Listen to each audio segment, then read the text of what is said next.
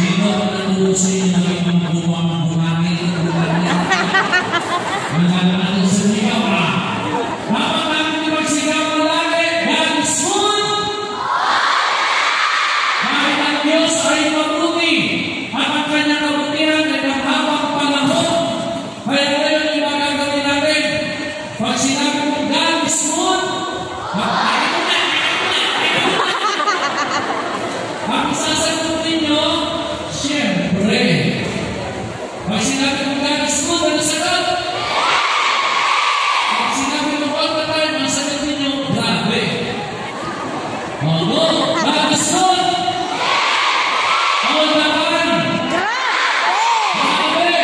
Grabe na yan. Grabe na yan, Father. Ulit, grabe. Siyempre.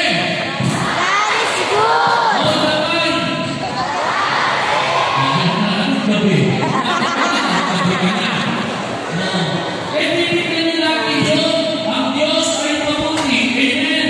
Amen. Ngayon mo naman na ang Diyos ay mabuti. Amen. Ang Diyos ay mabuti. Ang Diyos ang pinakamabuti. Palapakan natin ang Ano, Diyos. Edwin? At ang natin yung bakit sa mabuti. Kasi ang pinipigay niya yung kanyang katawan at yung kanyang dugo. Kaya mamaya pagpili niyo dito sa mundo, sasabihin ng bakit katawan ni Kristo ang sagot ng babae. Mga babae ba kayo? Babae kayo sa kayo, ha? Mga babae, ha? Ano sagot mga babae? Mga lalaki, ano sagot? Ano yung pala? Dahil babae ko ang sagot, yung kaisasama. At pag lalaki sa sagot na namin, ibig sabihin, hindi lang tayo nagsasabing opo. Dahil natin pananampalataya, yung ating tinatanggap, hindi yung pinapay, yun ay ano? Katawan ni Kristo! Ang masya, sabihin mo sa kanila, may tama ka. Hindi mo talaga tama. Ang tinatanggap natin,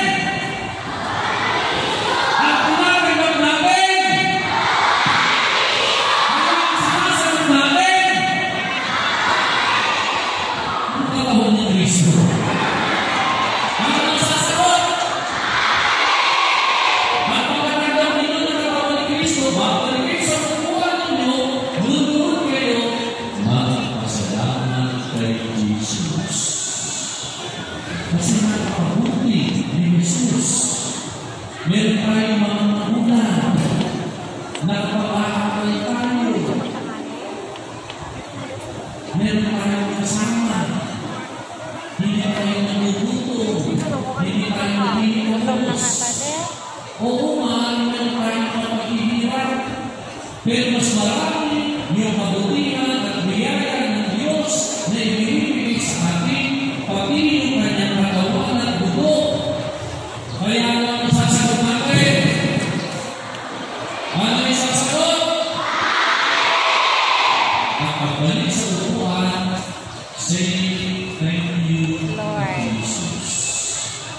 Pagkabang yan ang nag-isin ng ating bagay, gamit, kasamahan, pagkain, baho, na sasabihin sa nagbigay.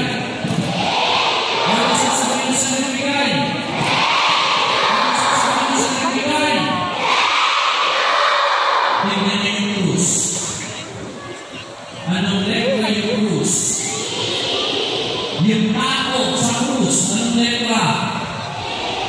Yung tao.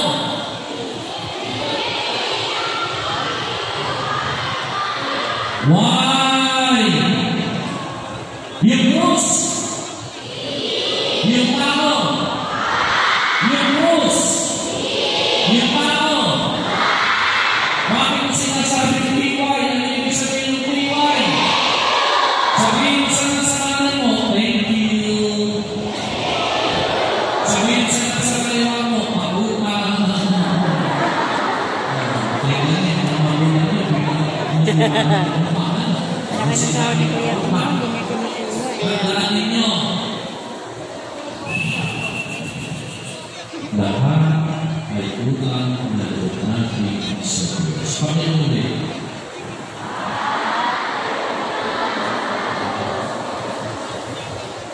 Parang humingi tayo sa inyo. Nagkakasabi. Ulit, lahat ay utang na loob natin sa Diyos. Go!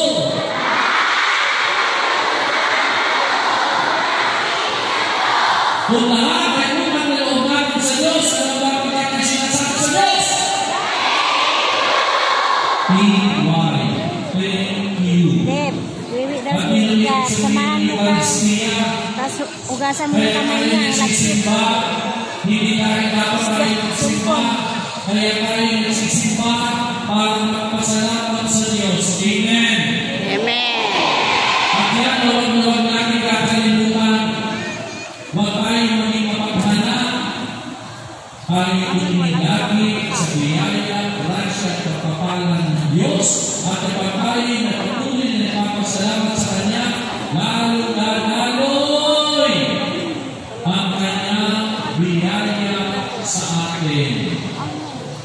Isa sa mga paborito kong santo at santa ay si Santa Teresita. Alam niyo ba na Santa Teresita ng Niño Jesus ay na first communion? Tinanong siya ng teacher niya, ano ang masasabi mo matapos ang iyong first communion? Anong sabi ni St. Teresa of the Child Jesus? That was my first kiss to Jesus. Yun ang aking unang halik kay Jesus. Kaya mamaya mga bata, paglapit ninyo, tatanggapin mo si Jesus.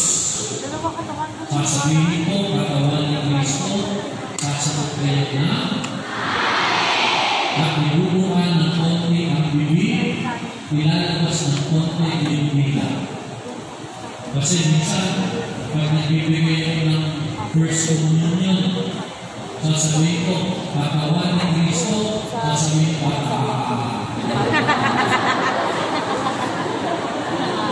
ano yung sasagot? Ako sa mga gawin?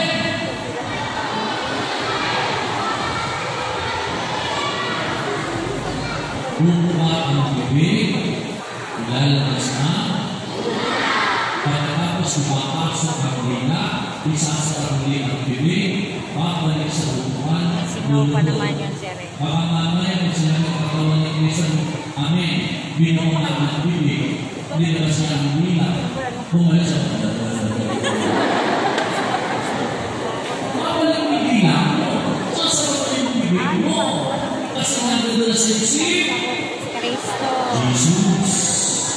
At kapag naroon sa atin si Jesus, dapat si Jesus ang tutularan natin. Amen. Si Jesus hindi nakipag-away. Si Jesus hindi nagmura. Si Jesus hindi nanokya. Si Jesus hindi nanuli. Si Jesus hindi nanuot na mamahalay na panuuli. Si Jesus na yung respetado sa kanyang mga magulang, gumagamit siya ng toa. Si Jesus masunod sa teacher. Si Jesus hindi masaway sa mga magulang. Kaya kung paano pinagdang natin si Jesus, dapat maging katulad tayo nino. Magdadasal. Magdakatan mabuti. Magsisimba ang araw ng Linggo. Magmamano sa mga nakakanda. Maglilipin ng pinggan pagkagising. Matutong magbukas ng baso na pinagkainan. Matutong magpalis ng bahay. Magpunas ng mga bintana. Hindi puro cellphone. Hindi puro laro. Kaya nakakalukot, marami sa mga bata ngayon, kapag tinatawag o inutusan ng mga magulang, nagiging ibon.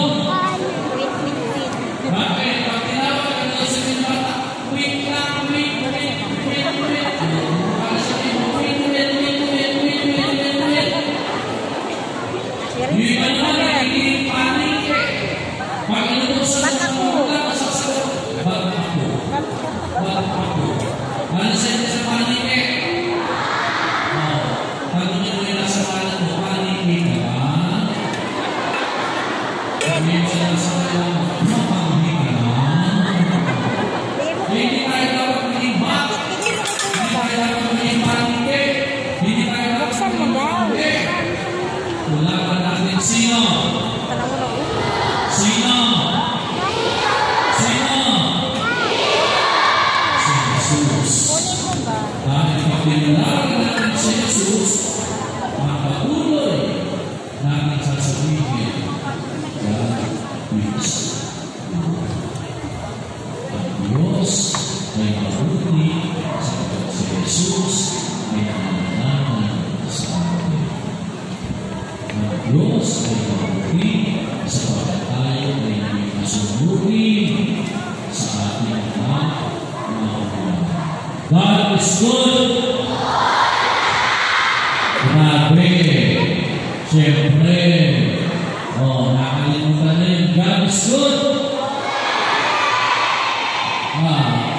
Siyempre, ulit na tayo! Grabe! Siyempre, katawan ni Kristo. Palakpakan natin sa Jesus na tulog ng buhay. Magsikayo ang lahat.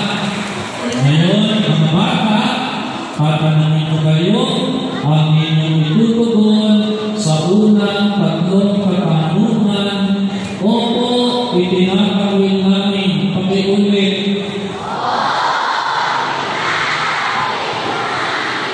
Meron po ang mga kandila at mga bata.